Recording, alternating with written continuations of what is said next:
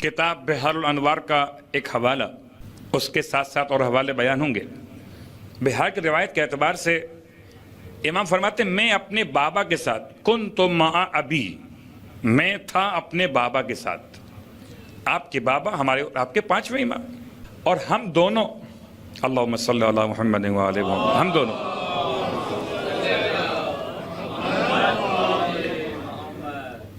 علاقہ قباء کے اندر موجود تھے کہ اچانک ایک شخص انصار میں سے میرے بابا کے پاس دوڑتا ہوا آیا، اور آنے کے بعد کہتا ہے کہ یا ابن رسول اللہ، خبر لیجئے اپنے گھر کی، قد احترقت، آپ کا گھر جل گیا ہے۔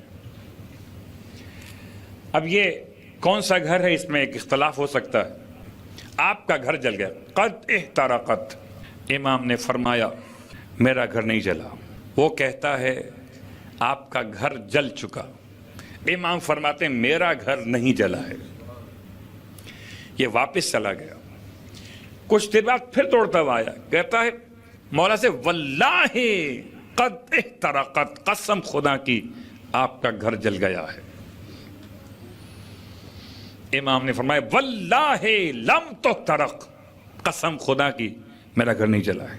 امام فرماتے ہیں کہ یہ شخص پھر پلٹ گیا، اور پھر تیسری بار کچھ ہمارے چاہنے والے، ہمارے شیعہ، ہمارے موالیین کی جماعت کو لے کر آیا، اور سب جماعت نے مل کر میرے بابا سے کہا کہ آپ کا گھر جل گیا ہے، خبر لیجیے اپنے گھر کی، آپ کا گھر جل چکا ہے۔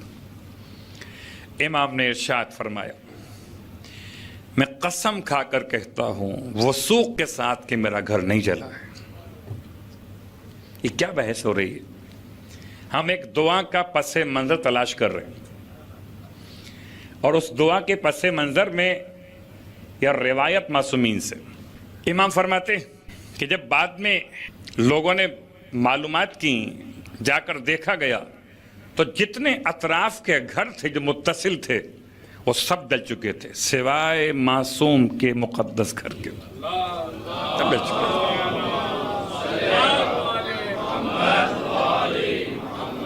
سارے گھر اطراف کے ایسے جل چکے تھے کہ کسی کو یقین نہیں آتا تھا کہ بیچ کا گھر کیسے بچ گیا۔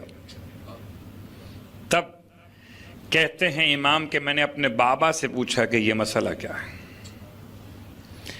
آگ چاروں طرف لگی ہو، بیچ کا گھر کیسے بچ سکتا ہے؟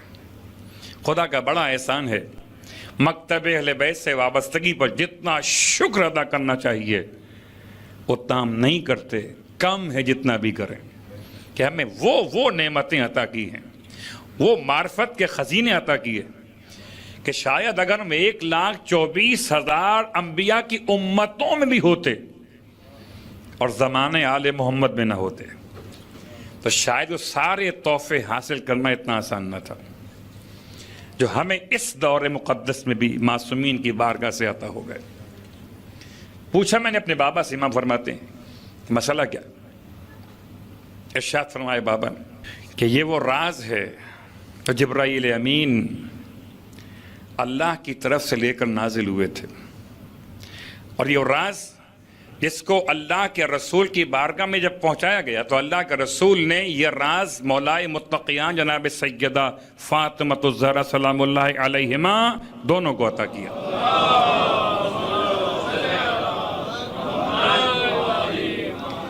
ان دونوں کو یہ عطا کیا، اور شہزادی کونین سے یہ دعا منسوب ہوئی۔ آج پہلا فائدہ بیان کرتا ہوں، یہ بالکل اس کا وقت ہے عقیب الفجر، صبح کی نماز کے بعد یہ دعا پڑھی جاتی ہے۔ جس دعا کے بارے پورا مقدمہ قائم کیا گیا، یہ دعا عقیب الفجر المسمى بدعاء الحریق، اس کا نام اسی مناسبت سے دعائے حریق ہے۔ حریق کہتے ہیں جلنے والی شے کے بارے میں، الحرق یا احتراق۔ دعائے حریق شہزادی کونین جناب سیدہ فاطمۃ الزہرا سلام اللہ علیہ سے، اور یہ دعا آج کی بات نہیں ہے، کل کی بات نہیں ہے، یہ 1400 سال پہلے کی بات ہے۔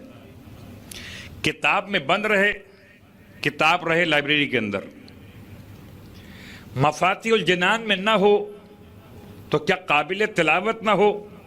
وظائف الابرار میں نہ ہو تو کیا قابل سند نہ ہو؟ کیا تحفۃ العوام میں نہ ہو تو کیا اس کی تلاوت میں فائدہ نہ ہو؟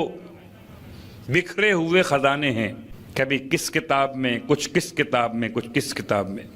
میں اسے پڑھ رہا ہوں صحیفہ زہرا سے، اور اس کا پہلا فائدہ، گرچہ اس میں کوئی شک نہیں کہ ہمارے اور آپ کے درمیان ایک بحث رہتی کہ جی اس دعا کے پڑھنے سے کیا ملے گا۔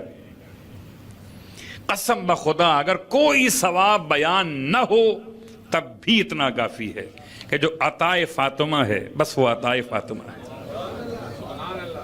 اور عطائے فاطمہ میں اور کچھ نہیں چاہیے، بس دعائے فاطمہ چاہیے۔ پھر بھی فائدے کہ اگر کوئی چاہتا ہے، اللہ کے رسول فرماتے ہیں جو شخص یہ دعا صبح کی نماز کے بعد پڑھے گا، خدا اسے 1000 فرشتوں کا ایک ایسا لشکر عطا کریں گے، 1000 سیکیورٹی گارڈ۔ میں کبھی سوچتا ہوں ایک سیکیورٹی گارڈ رکھ لیجئے تو آپ کو اندازہ ہو جائے گا کتنا مہنگا پڑتا ہے۔ اور میں تو اس شہر میں رہتا ہوں، وہاں تو سیکیورٹی کے مسائل رہتے، پورے سال میں 10 دن محرم کے، اور 10 دن محرم میں ایک سیکیورٹی گارڈ مل جاتا ہے گورنمنٹ کی طرف سے۔ قسم بخدا 10 دن اس کا خرچہ اٹھانا مشکل ہے، پھر سو جائے تو مشکل، بھوک لگے تو مشکل، ڈیوٹی پر رہتے ہوئے کہیں اور چلا جائے تو اور مشکل۔ اللہ کے رسول نے فرمایا جو یہ دعا پڑھے اسے خدا 1000 سیکیورٹی گارڈ بغیر خرچے کے، بغیر تنخواہ کے خدا کی طرف سے عطا ہوتے ہیں۔ تو یہ اس دعا کا پہلا جو ثواب ہے، جو پہلا فائدہ ہے، وہ آج بیان، باقی انشاءاللہ آہستہ آہستہ باقی راتوں بیان ہوں گے۔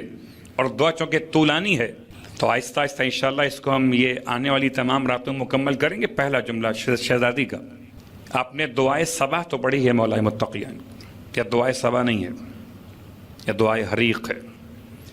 اور دعائے حریق شہزادی کونین کی زبان مقدس سے ائمہ معصومین تک پہنچی۔ فرماتی ہیں اللہ کی بارگاہ میں شہزادی کا انداز دعا کا مختلف تھا، کس طرح دعا کرتی تھی، اس طرح دعا کرتی تھی کہ پروردگار عالم خود جبرائیل کو بھیجتا ہے، سلام کہلواتا ہے حبیب کی بارگاہ میں، سلام بھجواتا ہے حبیب کی بیٹی کی بارگاہ میں، سلام نازل کر رہا، اور پھر سوال فرماتا ہے کہ میری کنیز خاص سے کہیے کبھی تو کوئی حاجت بیان کیا کریں، کبھی تو کوئی حاجت بیان کیا کریں۔ اور جب اللہ کے رسول نے سیدہ کو بلا کر خدا کا پیغام سنایا تو بے نیاز پروردگار کی بے نیاز کنیز خاص، ارے جس کی فضہ بے نیاز ہو، میں سیدہ کی بات کیا بیان کروں؟ فضہ کا مقام یہ تھا کہ اللہ کا رسول دنیا سے جاتے ہوئے فرما رہے تھے فضہ بڑی خدمت کی ہے میرے اہل بیت کی، اب میرا وقت آخر ہے، کچھ تو خدا سے مانگ لو، تمہاری کوئی 3 حاجتیں خدا پوری کرے گا فوراً میری برکت سے۔ کیا شان تھی فضہ کی، کہتی ہیں اللہ کے رسول کی بارگاہ میں سر جھکاتے ہوئے یا رسول اللہ مجھے در سیدہ کی کنیزی مل گئی، اور کیا چاہیے؟ یہ میرے اور آپ کے مسائل ہے کہ ہمیں کچھ اور بھی چاہیے۔ صلوات پڑھے محمد و آل محمد۔ وہ فضہ ہے، وہ فضہ ہیں۔ اگر فضہ بے نیاز ایسی ہیں کہ خدمت کا عوض نہیں مانگتی تو کیا شہزادی کونین عبادت میں حاجت طلب کریں گی؟ سر جھکا کے فرمایا پروردگار کی طرف سے سلام، پروردگار کی طرف سے سلام آتا بھی ہے پلٹتا بھی ہے، اللہم انت السلام ومنک السلام والیک یعود السلام۔ پھر ارشاد فرمایا بابا خدا کی عبادت میں اتنی لذت ہے کہ جو حاجت مانگنے کا وقت ہے وہ بھی دعا، وہ بھی عبادت میں گزر جاتا ہے۔ کوئی عبادت میں حاجت طلب کر رہا ہو اور کوئی حاجت طلب کرنے کے وقت میں بھی خدا کی عبادت کر رہا ہو۔ شہزادی کونین کی دعاؤں پر ایک خاص توجہ، اس دعا سے پہلے آج ایک چھوٹی دعا آپ کی خدمت میں، اور یہ دعا جب شہزادی نے اپنے بابا کی بارگاہ میں ایک سوال کیا، بابا بتائیے کہ صاحبان ایمان، صاحبان اسلام تو جو مرد حضرات ہیں وہ تو میدان جہاد میں جاتے ہیں اور میدان جہاد کے ثواب کو حاصل کر لیتے، خواتین کے لیے کیا ہے؟ اللہ کے رسول نے ارشاد فرمایا، بیٹی خواتین کے لیے خدا نے اس سے بھی بہتر انتظام کیا ہوا ہے۔ سیدہ اگر کوئی نماز وتر کے بعد دو سجدے شکرانہ ادا کرے اور ان دو سجدے شکرانہ میں 5 مرتبہ سبوح قدوس رب الملائکۃ والروح تلاوت کر لے تو اس کے 3 فائدے۔ اس کا پہلا فائدہ کہ پروردگار اس کے گناہوں کو بخش دے گا۔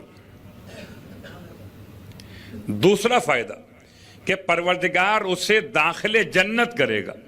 تیسرا فائدہ کہ پروردگار عالم اسے داخل جنت کرنے کے ساتھ ساتھ اگر وہ اس دن میں انتقال کر گیا تو شہادت کا ثواب بھی اسے عطا کیا جائے گا۔ جو نماز شب پڑھتے ہیں تو ماشاءاللہ سبحان اللہ کیا کہنا، اور اگر نہیں پڑھتے تو ایک نماز وتر کا مسئلہ آسان سا ہے۔ وتر کی نماز کے بعد 2 سجدے شکر ہیں، سبوح قدوس رب الملائکۃ والروح، ہر سجدے میں 5 مرتبہ ہے۔